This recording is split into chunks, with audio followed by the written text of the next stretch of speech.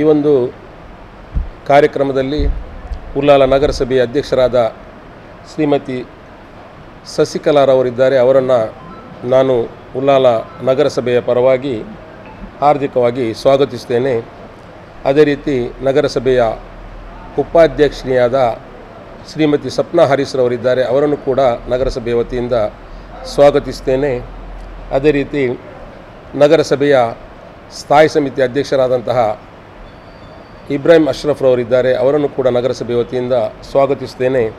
ಅದೇ ರೀತಿ ಉಳ್ಳಾಲ ನಗರಸಭೆಯ ಪೌರಾಯುಕ್ತರಾದಂತಹ ಶ್ರೀ ನವೀನ್ ಹೆಗ್ಡೆ ಅವರಿದ್ದಾರೆ. ಅವರನ್ನು ಕೂಡ ಸ್ವಾಗತಿಸ್ತೇನೆ. ಅದೇ ರೀತಿ ಮಾಜಿ ಅಧ್ಯಕ್ಷರು ಹಾಲಿ ಸದಸ್ಯರಾದಂತಹ ಯು ಎ ಇಸ್ಮಾಯಿಲ್ ಅವರಿದ್ದಾರೆ. ಅವರನ್ನು ಕೂಡ ಸ್ವಾಗತಿಸ್ತೇನೆ.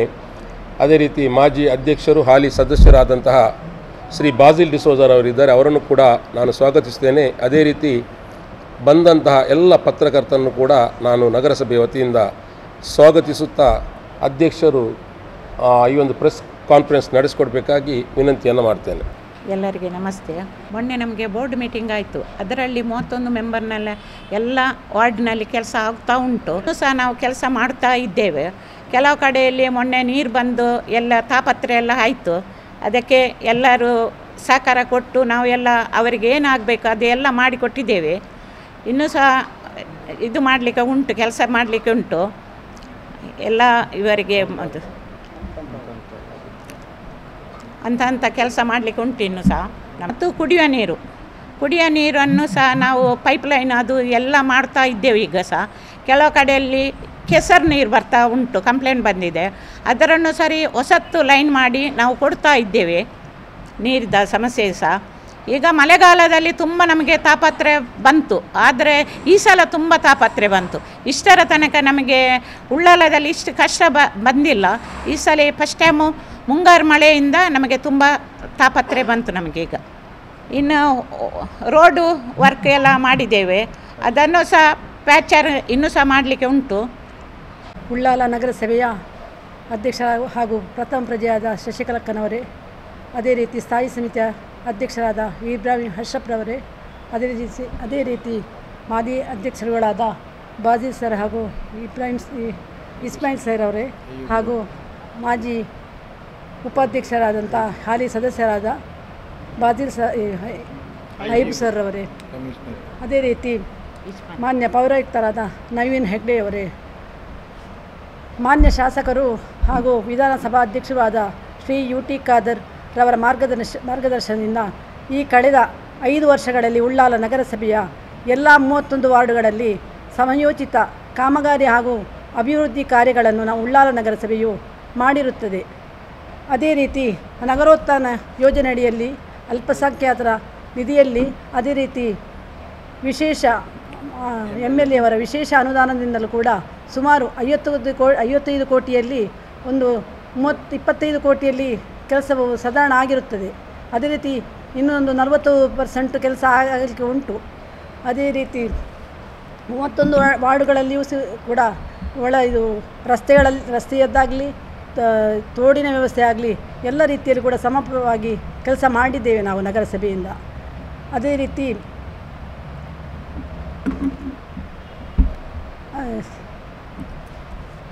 ನಾವು ಕುಡಿಯುವ ನೀರಿನ ಬಗ್ಗೆ, ಮೂಲಭೂತ ಸೌಕರ್ಯಗಳಾದ ಕುಡಿಯುವ ನೀರಿನ ಬಗ್ಗೆಯೂ ಮತ್ತು ಒಳಚರಂಡಿ ವ್ಯವಸ್ಥೆ ಕೂಡ ನಮ್ಮ ನಗರಸಭೆಯಿಂದ ಒಳ್ಳೆ ರೀತಿಯಲ್ಲಿ ಕೂಡ ಆಗಿದೆ. ಅದೇ ರೀತಿ ಮುಂದೆಯೂ ಕೂಡ ಅನೇಕ ಅಭಿವೃದ್ಧಿ ಕಾರ್ಯಗಳು ನಮಗೆ ಆಗಲಿಕ್ಕೂ ಇದೆ. ಅಭಿವೃದ್ಧಿ ಕಾರ್ಯಗಳು ಆಗಿದೆ. ಇದಕ್ಕಿಂತ ಮುಂಚೆ ಕೂಡ ಅಭಿವೃದ್ಧಿ ಕಾರ್ಯಗಳಾಗಿದೆ. ಇನ್ನೂ ಕೂಡ ಅಭಿವೃದ್ಧಿ ಕಾರ್ಯಗಳು ಆಗ್ತಾ ಇದೆ. ಅದಕ್ಕೆ ನಮ್ಮ ಜನಪ್ರತಿನಿಧಿಗಳು ಕೂಡ ಅದೇ ರೀತಿ ಅಲ್ಲೇ ವಾರ್ಡಿನ ಸದಸ್ಯರು ನಾಗರಿಕರು ಕೂಡ ನಮ್ಮೊಟ್ಟಿಗೆ ನಗರಸಭೆಯನ್ನು ಕೈ ಜೋಡಿಸಿಕೊಂಡು ಕೆಲಸ ಮಾಡಿದರೆ ನಗರಸಭೆಯು ನಾವು ಕರ್ನಾಟಕದ ನಂಬರ್ 1 ಸ್ಥಾನಕ್ಕೆ ಕೂಡ ಕೊಂಡೋಗಲಿಕ್ಕೂ ಸಾಧ್ಯ ಇದೆ. ಅದೇ ರೀತಿ ನಮಗೆ ನಮ್ಮ ಸ್ಪೀಕರ್ ಸರ್ ಅವರು ಕೂಡ ಒಳ್ಳೆ ರೀತಿಯಲ್ಲಿ ಕೂಡ ನಮಗೆ ಸಹಕಾರವನ್ನು ಕೊಡ್ತಾರೆ. ಆದ್ದರಿಂದ ನನ್ನ 2 ಮಾತಿನಲ್ಲಿ ಮೂಲ ಉದ್ದೇಶ ಇವತ್ತು ಪ್ರೆಸ್ ಮೀಟ್ ಕರೆದದ್ದು ನಾವು 19 ತಾರೀಕಿಗೆ ಮೊನ್ನೆ ಶನಿವಾರ ನಮ್ಮಲ್ಲಿ ಸಾಮಾನ್ಯ ಸಭೆ ಆಯಿತು. ಈ ಸಾಮಾನ್ಯ ಸಭೆಯಲ್ಲಿ ಕೆಲವು ಅಂಶಗಳು ನಮ್ಮಲ್ಲಿ ಡಿಸ್ಕಷನ್ ಆಯಿತು ಮತ್ತು ಅದಕ್ಕೆ ಸಂಬಂಧಪಟ್ಟಾಗೆ ಅದಕ್ಕೆ ಪರಿಹಾರ ಸಹ ನಮ್ಮ ಸಾಮಾನ್ಯ ಸಭೆಯಲ್ಲಿ ಸಹ ಸಿಕ್ತು. ಕೆಲವು ನಮ್ಮ ಸದಸ್ಯರುಗಳು ಸಹ ಕೆಲವೆಲ್ಲ ಪ್ರಶ್ನೆಗಳನ್ನು ಎತ್ತಿದ್ದಾರೆ. ಅದಕ್ಕೆ ನಾವು ತಕ್ಕದ ಉತ್ತರ ಸಹ ಕೊಟ್ಟಿದ್ದೇವೆ. ಮತ್ತು ನಮ್ಮ ಪತ್ರಿಕೋದ್ಯಮ ಮಿತ್ರರಿಗೂ ಅದನ್ನು ಸರಿಯಾಗಿ ಸಮರ್ಪಕವಾಗಿ ಅದನ್ನು ಬಗ್ಗೆ ನಾವು ಮಾಹಿತಿಯನ್ನು ಕೊಡಬೇಕು ಅಂತ ದೃಷ್ಟಿಯಿಂದ ಎಲ್ಲ ವಿಚಾರವಾಗಿ ನಾವು ಇವತ್ತು ಒಂದು ಚರ್ಚೆ ಮಾಡಬೇಕು, ನಿಮ್ಮ ಮಿತ್ರರಿಗೆ ಚರ್ಚೆ ಮಾಡಬೇಕು, ಹಾಗೂ ನಿಮ್ಮ ಪ್ರಶ್ನೆಗೆ ನಾವು ಉತ್ತರ ಕೊಡಬೇಕು ತಿಳ್ಕೊಂಡು ನಾವೊಂದು ಇವತ್ತು ಪ್ರೆಸ್ ಮೀಟನ್ನು ಕರೆದಿದ್ದೇವೆ. ಮೂಲ ಏನಂತ ಹೇಳಿದ್ರೆ, ಈಗ ನಾವು ಪ್ರಕೃತಿ ವಿಕೋಪ ಇಷ್ಟು ವರ್ಷದಲ್ಲಿ ನಾವು ನೀರು ಬರದಂತಹ ಒಂದು ಚಿರಾಪುಂಜಿಯಲ್ಲಿ ಒಂದು ವರ್ಷದಲ್ಲಿ ಬೀಳುವಂಥ ಮಳೆಯು ಈ 2 ತಿಂಗಳಲ್ಲಿ ನಮ್ಮ ಸೌತ್ ಕೆನರಾ ಮತ್ತು ಉಡುಪಿಯಲ್ಲಿ ಬಿದ್ದಿದೆ. ಅದು ಹೇಗಿದೆ ಅಂತ ಹೇಳಿದರೆ, ಆ ಒಂದು ಎಲ್ಲ ಮನೆಗಳಿಗೆ ರಸ್ತೆಯಿಂದ ಹರಿದು ನೀರು ಎಲ್ಲ ಮನೆಗಳಿಗೆ ನೀರು ಹೊಕ್ಕಿ ಅಲ್ಲಿ ಲಕ್ಷಾಂತರ ರೂಪಾಯಿ ಅವರಿಗೆ ನಷ್ಟವೂ ಆಗಿದೆ.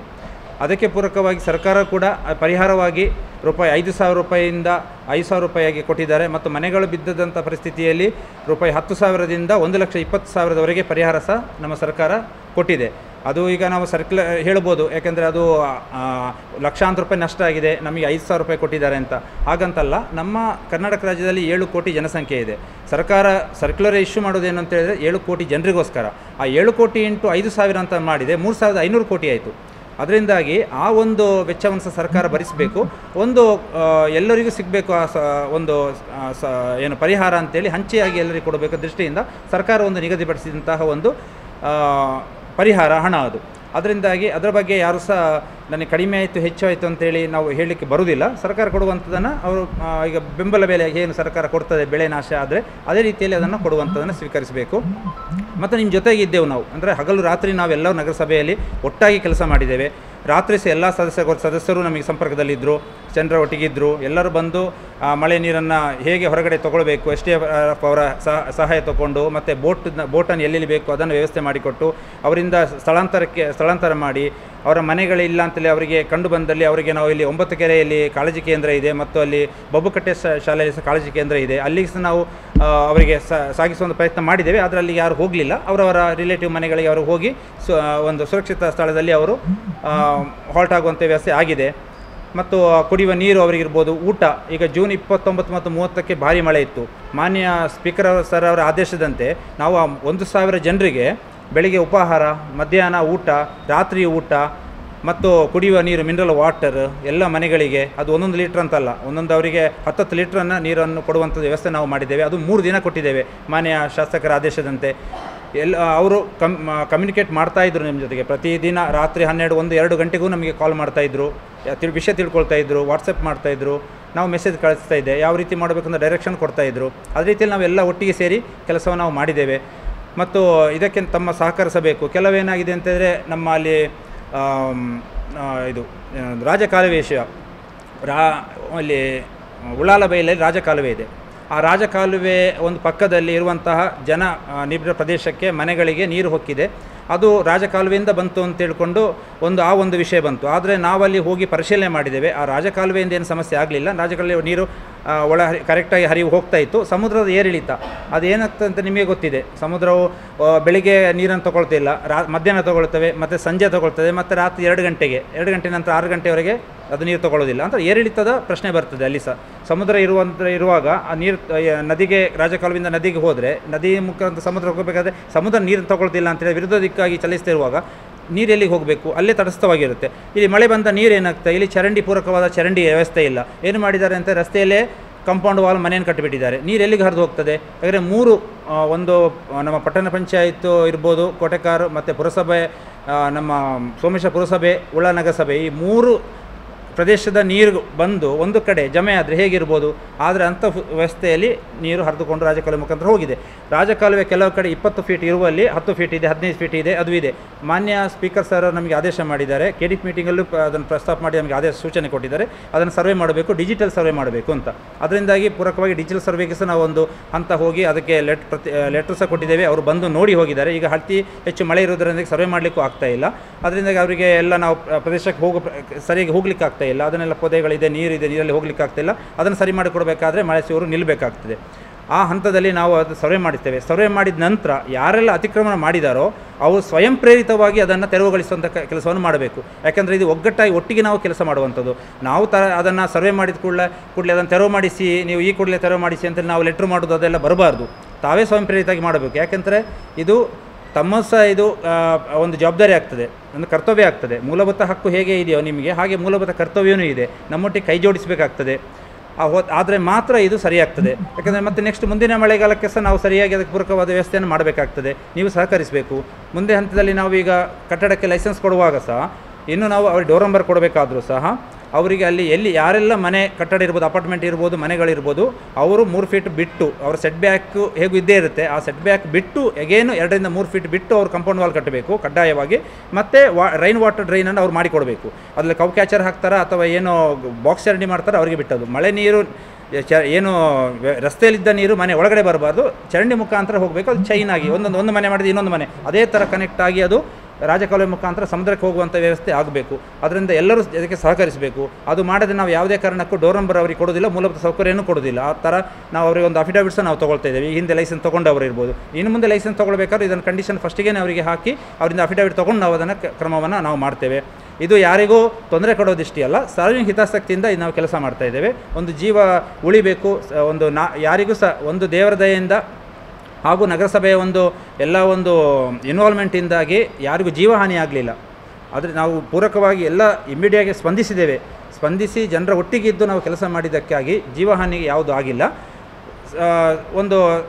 ಸ್ವಲ್ಪ ಆಸ್ತಿಗಳು ನಾಶವಾಗಿವೆ, ಅದು ಒಪ್ಕೊಳ್ತೇವೆ ನಾವು. ಅದನ್ನು ಸರಿಪಡಿಸಲಿಕ್ಕೆ ನಾವು ಮುಂದೆ ಆ ರೀತಿ ಆಗಬಾರ್ದು ಅಂತ ಹೇಳೋದಕ್ಕೆ ಈ ನಿಟ್ಟಿನಲ್ಲಿ ನಾವು ಎಲ್ಲರೂ ಸೇರಿಕೊಂಡು ನಿಮ್ಮ ಮುಖಾಂತರ ಎಲ್ಲರಿಗೂ ಇದು ತಿಳಿಬೇಕು ಅಂತ ದೃಷ್ಟಿ ಕೋನದಿಂದ ನಾವು ಇವತ್ತು ಪ್ರೆಸ್ ಮೀಟನ್ಸ್, ಅದು ಸಹ ಉದ್ದೇಶ, ನಮ್ಮದು ಮೇಯ್ನ್ ಉದ್ದೇಶನೇ ಅದೇ. ಎಲ್ಲರಿಗೂ ಗೊತ್ತಾಗಬೇಕು, ಸಹಕಾರ ಕೊಡಬೇಕು, ಎಲ್ಲರೂ ಸೇರಿ ಕೊಡಬೇಕು. ಅಲ್ಲಿ ಉಳ್ಳಾರ ನಗರಸಭೆ ಅಂತ ಅಲ್ಲ, ಇಡೀ ಎಲ್ಲ ನಮ್ಮ ಕರ್ನಾಟಕ ರಾಜ್ಯ ಇರ್ಬೋದು, ದೇಶ ಇರ್ಬೋದು, ಎಲ್ಲರೂ ಒಗ್ಗಟ್ಟಾಗಿ ಈ ರೀತಿಯಲ್ಲಿ ನಾವು ಕೆಲಸಕ್ಕೆ ಅವರು ಸ್ಪಂದಿಸಿದರೆ, ಜನರು ಒಟ್ಟಿಗೆ ಸೇರಿ ಕೆಲಸ ಮಾಡಿದರೆ ಇಂಥ ಪರಿಸ್ಥಿತಿ ಬರೋದಿಲ್ಲ. ಪ್ರಕೃತಿ ವಿಕೋಪದಿಂದ ನಾವು ಹೇಗೆ ಮೇಲೆ ಏಳಬೇಕು ಅಂತ ಹೇಳೋದಕ್ಕೆ, ಅದಕ್ಕೆ ಏನು ಮುಂದೆ ನಾವು ಪರಿಹಾರ ತೊಗೊಳ್ಬೇಕು ಅಂತ ಹೇಳೋದಕ್ಕೆ ಇವತ್ತು ನಮಗೊಂದು ಒಳ್ಳೆಯ ಪ್ರಶ್ನಾರ್ಥಕ ಚಿಹ್ನೆಯಾಗಿ ಇವತ್ತು ಈ ಸಲ ಮಳೆ ಬಂದು ನಮಗೆ ತೋರಿಸಿಕೊಟ್ಟಿದೆ.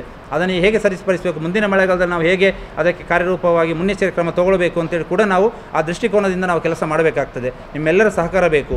ಸಾಲಿಡ್ ವೇಸ್ಟ್ ಮ್ಯಾನೇಜ್ಮೆಂಟಿಗೆ ಇರ್ಬೋದು, ಅದಕ್ಕೂ ನಾವು ಕೆಲಸವನ್ನು ಮಾಡ್ತಾ ಇದ್ದೇವೆ. ಈಗ ಎನಪೈದವರು 30 ವರ್ಷ ಲೀಸಿಗೆ ನಮಗೆ ಆಮ್ಲಮುಗರಲ್ಲಿ ಕೊಟ್ಟಿದ್ದಾರೆ ಜಾಗವನ್ನು. ಅದನ್ನು ನಾವು ಸರ್ಕಾರ ಹಂತದಲ್ಲಿ ಅದು ಆದೇಶ ಆದ ಕೂಡಲೇ, ಸರ್ಕ್ಯುಲರ್ ಬಂದ ಕೂಡಲೇ ನಾವೇನು ಮಾಡ್ತೇವೆ ಅಂತಂದರೆ, ಕೋಟೆಕಾರು ಮತ್ತು ಉಳ್ಳಾಲ ನಗರಸಭೆ ಮತ್ತು ಪುರಸಭೆಯಿಂದ ಸೋಮೇಶ್ವರ ಪುರಸಭೆ ಒಟ್ಟಿಯಾಗಿ ಒಂದು ಪ್ಲ್ಯಾಂಟ್, ಸಾಲಿಡ್ ವೇಸ್ಟ್ ಮ್ಯಾನೇಜ್ಮೆಂಟ್ಗೆ ಸಂಬಂಧಪಟ್ಟ ಒಂದು ಪ್ಲ್ಯಾಂಟ್ ರಚನೆ ಮಾಡಿ ಅಲ್ಲಿ ತ್ಯಾಜ್ಯವನ್ನು ವಿಲೇವಾರಿ ಮಾಡುವಂಥದ್ದು, ವೈಜ್ಞಾನಿಕ ನೆಲೆಯಲ್ಲಿ ವಿಲೇವಾರಿ ಮಾಡುವಂಥ ಕೆಲಸ ನಾವು ಮಾಡ್ಕೊಂಡಿದ್ದೇವೆ. ಮತ್ತು MRF ಘಟಕ ಒಣಕಸಕ್ಕೂ ನಾವಿಲ್ಲಿ ಮೂಡ ಸೈಟಲ್ಲಿ ನಾವು ಒಂದು ಜಾಗವನ್ನು ಮೀಸಲಿಟ್ಟು ಅಲ್ಲಿ ಈಗ MRF ಘಟಕ ಸಾಗ್ತಾ ಇದೆ. ಫೌಂಡೇಶನ್ ಕೆಲಸವೂ ಆಗಿದೆ. ಇನ್ನು ಹಂತದಲ್ಲಿ ಒಂದು 60-70% ಕೆಲಸವನ್ನು ಈಗ ಒಂದು 2-3 ತಿಂಗಳೆಲ್ಲ ಮುಗಿಸಿ ಒಣಕಸವನ್ನು ಸಹ ನಾವು ಅಲ್ಲಿ ವಿಲೆ ಮಾಡುವಂಥ ಕ್ರಮ ಸಹ ನಾವು MRF ಘಟಕದ ಮುಖಾಂತರ ನಾವು ತಗೊಳ್ತಾ ಇದ್ದೇವೆ. ಮತ್ತು ಈ ನೆಲೆಯಲ್ಲಿ ಕಮ್ಯುನಿಟಿ ಮೊಬಿಲೈಸರ್ಸ್ ಅಂತೇಳಿ ನಾವು ಸರ್ಕಾರದ ಒಂದು ಆದೇಶದ ಮೇಲೆಗೆ SBM ಅಡಿಯಲ್ಲಿ ಕಮ್ಯುನಿಟಿ ಮೊಬಿಲೈಸರ್ಸ್ ಅವರನ್ನು ಸಹ ತಗೊಂಡಿದ್ದೇವೆ. ಅವರಿಗೆ ತಿಂಗಳಿಗೆ 18,000 ರೂಪಾಯಿ ಗೌರವಧನ ಸಹ ನಾವು ಕೊಡ್ತಾ ಇದ್ದೇವೆ. ಅವರದ್ದು ಕೆಲಸ ಏನು ಅಂತೇಳಿದರೆ, ಮನೆಯಲ್ಲಿಯೇ ತ್ಯಾಜ್ಯವು ವಿಲೆ ಆಗಬೇಕು. ಆ ಎಷ್ಟು ಆಗ್ತದೆ ಅಷ್ಟು ವಿಲೆಯನ್ನು ಅಲ್ಲಿ ಮನೆ ಹಂತದಲ್ಲಿ ಆಗಿ ಕಡಿಮೆ ಕಸವನ್ನು ನಮ್ಮ ನಗರಸಭೆಗೆ ಕೊಡುವಂಥದ್ದು ಬರಬೇಕು ಅಂತ. ಯಾಕೆಂದರೆ ಮನೆಯಲ್ಲೇ ಅದು ವಿಲೆ ಆಗುವಂಥದ್ದು ನೀವೊಂದು ಕಾರ್ಯರೂಪವನ್ನು ಮಾಡಿಕೊಳ್ಬೇಕು.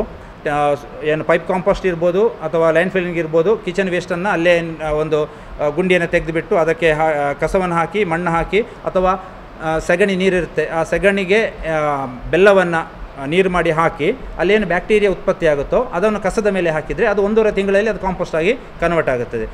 ಹಿಂದೆ ಮೈಸೂರು ಭಗೀರಥ ಸಂಸ್ಥೆಯವರು ಅದನ್ನು ಇನ್ವೆಂಟ್ ಮಾಡುವಂಥದ್ದು ಒಂದು ಇದದು ರೂಪ 2010ರಲ್ಲಿ ಬಂದಂಥ ಒಂದು ಕಾನ್ಸೆಪ್ಟು. ಅದನ್ನು ಈಗಲೂ ನಾವು ಅದನ್ನು ಬಳಸ್ಕೊಳ್ಬೋದು. ಅಂಥ ಒಂದು ಪ್ರಕ್ರಿಯೆ ಮನೆ ಹಂತದಲ್ಲಿ ಆಗಬೇಕು. ಕಡಿಮೆ ಕಸವನ್ನು ನಾವು ಉತ್ಪತ್ತಿಯನ್ನು ಮಾಡ್ತೇವೆ, ಉತ್ಪತ್ತಿ ಕಸ ಜಾಸ್ತಿ ಆಗ್ತಾ ಉಂಟು. ಆ ಉತ್ಪತ್ತಿಯಾದ ಕಸವನ್ನು ಮನೇಲಿ ಹೇಗೆ ವಿಲೆ ಮಾಡಿ ನಮಗೆ ಹೊರಗಡೆ ಕಡಿಮೆ ಅಲ್ಪ ಪ್ರಮಾಣದಲ್ಲಿ ಹೇಗೆ ಬರಬೇಕು ಅಂತೇಳಿ ಆ ಜ್ಞಾನವನ್ನು, ಅರಿವನ್ನು ಮೂಡಿಸಲಿಕ್ಕೆ ಸಲುವಾಗಿ ಒಂದು ಕಮ್ಯುನಿಟಿ ಮೊಬಿಲೈಸರ್ಸ್ ಅವರ ಒಂದು ನೇಮಕಾತಿಯಾಗಿದೆ. ಅದನ್ನು ನಾವು ಈಗ ಕಾರ್ಯರೂಪಕ್ಕೆ ತಂದಿದ್ದೇವೆ. 9 ಜನ ಕಮ್ಯುನಿಟಿ ಮೊಬಿಲೈಸರ್ಸ್ ಇದ್ದಾರೆ. ಎಲ್ಲ 31 ವಾರ್ಡ್ಗಳಲ್ಲಿ ಸಹ ನಾವು ಹಂಚಿಕೆ ಮಾಡಿಕೊಟ್ಟಿದ್ದೇವೆ. ಅವರೆಲ್ಲ ಮನೆಗಳಿಗೆ ಹೋಗ್ತಾರೆ ಮತ್ತು ಅವರು ಖಾಲಿ ಕಸದ್ದು ಮಾತ್ರ ಮಾತಾಡ್ತಾ ಇಲ್ಲ, ನೀರಿನದು ವಸೂಲಿಯನ್ನು ಮಾಡುವಂಥದ್ದು ಇರ್ಬೋದು, ತೆರಿಗೆ ವಸೂಲಿ ಇರ್ಬೋದು. ಮತ್ತು ಇನ್ನೊಂದು 3 ಇಂಪಾರ್ಟೆಂಟ್ ಅಂತ ಹೇಳಿದರೆ, ನಮಗೆ ಎಲ್ಲರೂ ಖಾತಾ ಅಭಿಯಾನ ಅಂತ ಆಗ್ತಾಯಿದೆ. ಪ್ರತಿಯೊಂದು ಮನೆಗಳಿಗೂ ಖಾತಾ ಕೊಡ್ತಾ ಇದ್ದೇವೆ ನಾವು. ಸರ್ಕಾರದ ಆದೇಶ ಇದೆ. ಅದರಿಂದಾಗಿ ಸರ್ಕಾರದ ಒಂದು ನಿಲುವು ಏನಿದೆ ಅಂತ ಹೇಳಿದರೆ, ಯಾರೂ ಸಹ ಖಾತಾ ರಹಿತರಾಗಬಾರ್ದು, ಎಲ್ಲರಿಗೂ ಖಾತಾ ಸಿಗಬೇಕು, ಕೂಡಲೇ ಸಿಗಬೇಕು. ಅದು 30-40 ದಿನ ಅಲ್ಲ, ಕೂಡಲೇ ಇವತ್ತು ಕೊಟ್ಟರೆ ನಾಳೆನೇ ಖಾತಾ ಸಿಗಬೇಕು ಅಂತ ಒಂದು ಪ್ರಕ್ರಿಯೆ ಆಗ್ತಾ ಉಂಟು. ನಾವು ಮಾಡ್ತಾ ಇದ್ದೇವೆ. ದಯವಿಟ್ಟು ಎಲ್ಲರೂ ಇದಕ್ಕೆ ಸಹಕರಿಸಬೇಕು, ಪಬ್ಲಿಕ್ ಸಹ. ನಮಗೆ ಖಾತದ ಅರ್ಜಿಯೇ ಬರ್ತಾ ಇಲ್ಲ. ಯಾಕಂದರೆ ಅಷ್ಟು ಎಲ್ಲ ಖಾತೆ ನಾವು ಮಾಡಿಬಿಟ್ಟಿದ್ದೇವೆ. ಬಂದ ಅರ್ಜಿಗಳನ್ನೆಲ್ಲ ನಾವು ಖಾತೆ ಇಮಿಡಿಯೇಟ್ ಅವತ್ತೇ ವಿಲೇ ಮಾಡ್ತಾ ಇದ್ದೇವೆ. ಅದರಲ್ಲಿ ಎ ಖಾತೆ ಉಂಟು, ಬಿ ಖಾತೆ ಇದೆ.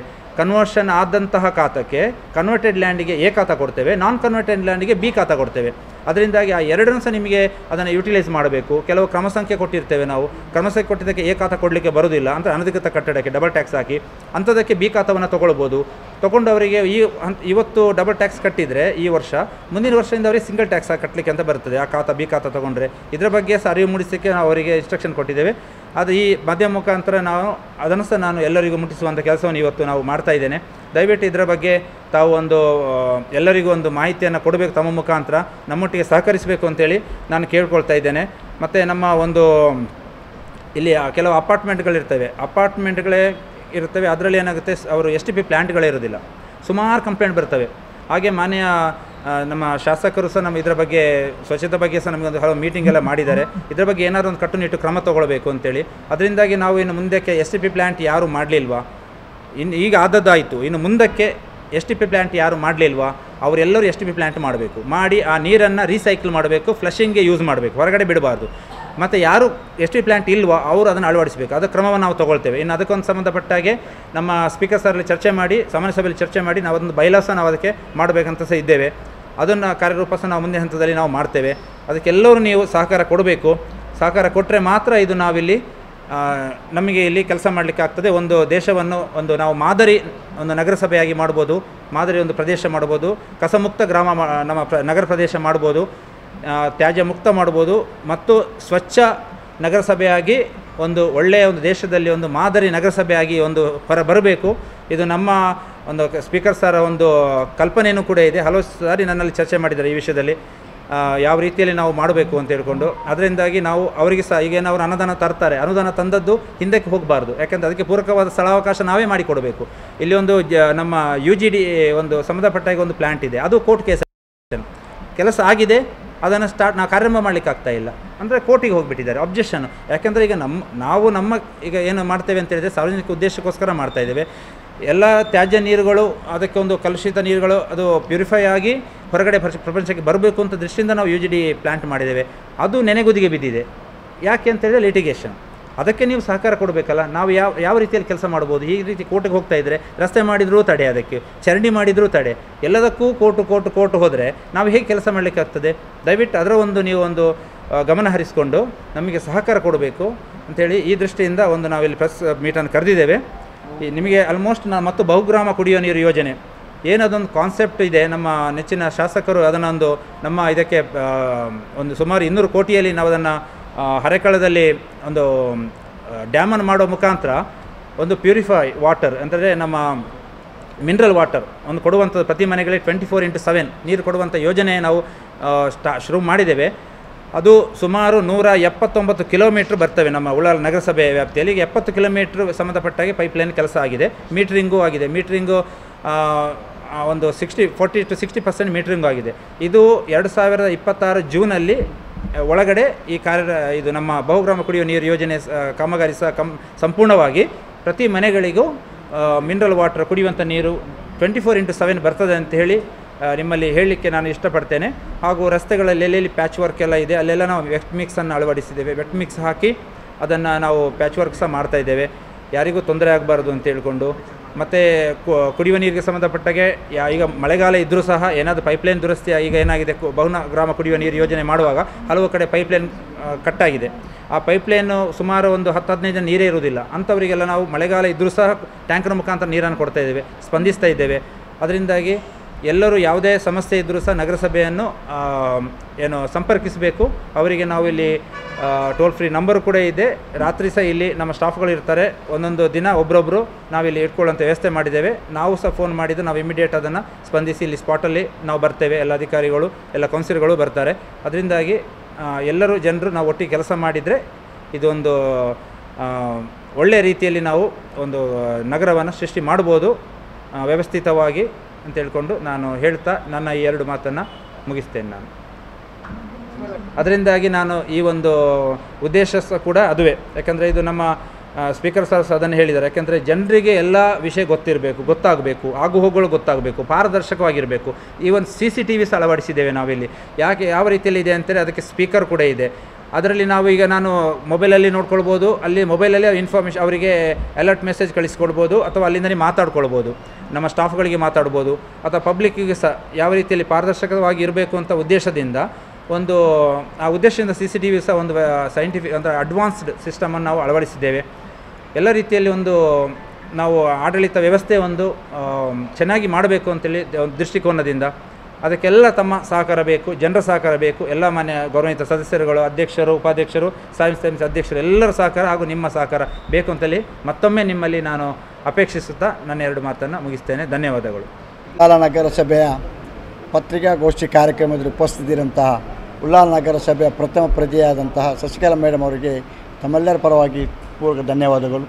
ಅದೇ ರೀತಿ ಉಳ್ಳಾಲ ನಗರಸಭೆಯ 2ನೇ ಪ್ರಜೆಯಾದಂಥ ಉಪಾಧ್ಯಕ್ಷರಾದಂಥ ಸಪ್ನಾ ಹರೀಶ್ ಅವರಿಗೂ ಕೂಡ ಧನ್ಯವಾದಗಳು. ಸ್ಥಾಯಿ ಸಮಿತಿ ಅಧ್ಯಕ್ಷ ಅಶ್ರಫ್ ಇಬ್ರಾಹಿಂ ಅವರಿಗೂ ಧನ್ಯವಾದಗಳು. ಅದೇ ರೀತಿ ಪೌರಾಯುಕ್ತರಾದ ನಮ್ಮ ಆತ್ಮೀಯರಾದಂತಹ ನಮ್ಮ ನವೀನ್ ಹೆಗ್ಡೆ ಅವರಿಗೂ ಕೂಡ ಧನ್ಯವಾದಗಳು. ಅದೇ ರೀತಿ ಮಾಜಿ ಅಧ್ಯಕ್ಷರಾದಂತಹ ಬಾಜಿಲೀಶ್ವರ್ ಅವರಿಗೂ ಕೂಡ ಧನ್ಯವಾದಗಳು. ಮಾಜಿ ಉಪಾಧ್ಯಕ್ಷರಾದಂತಹ ಅಯ್ಯೂಬ್ ಮಂಚಿಲ ಅವರಿಗೂ ಕೂಡ ಧನ್ಯವಾದಗಳು. ಸೇರಿದಂತೆ ಎಲ್ಲ ಪತ್ರಿಕೆ ಮಾಧ್ಯಮದ ಮಿತ್ರರಿಗೂ ಕೂಡ ಧನ್ಯವಾದ ಒಂದೇ ಮಾತಿನಲ್ಲಿ ಹೇಳಿ ನನ್ನ ಮಾತನ್ನು ಮುಗಿಸ್ತೇನೆ. ಜೈ ಹಿಂದ್, ಜೈ ಕರ್ನಾಟಕ.